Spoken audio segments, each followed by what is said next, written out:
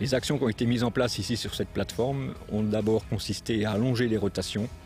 Nous avons sur la plateforme au total 6 cultures, 3 cultures d'hiver, une quatrième qui est un protéagineux d'hiver et 2 cultures de printemps, l'orge de printemps et le tournesol.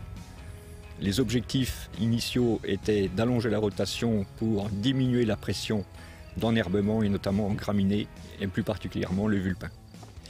La mise en œuvre du premier plan éco-phyto, c'est-à-dire diminuer les IFT de 50%.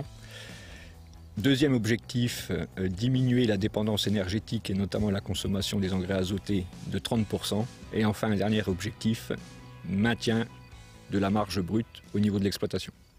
Les résultats aujourd'hui, au bout de la 5e année et bientôt la 6e récolte, la pression en herbement a fortement diminué.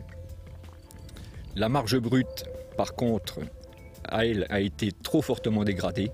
La thématique que nous nous proposons d'étudier sur les 5 prochaines années, c'est comment reconquérir de la marge tout en maintenant un capital propreté au niveau des parcelles acceptable pour pouvoir continuer à vivre de ces productions.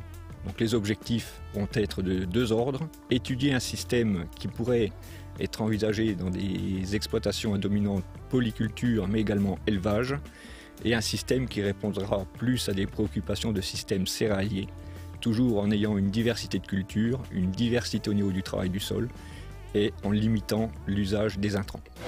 Je suis comme beaucoup d'agriculteurs du secteur et même du Grand Barrois, on va dire, à la recherche de nouvelles performances, ou en tout cas pour retrouver des performances économiques intéressantes sur nos exploitations. Et ces plateformes sont faites pour ça, c'est-à-dire voir comment on peut réussir à baisser notre impact environnemental tout en gardant des revenus intéressants.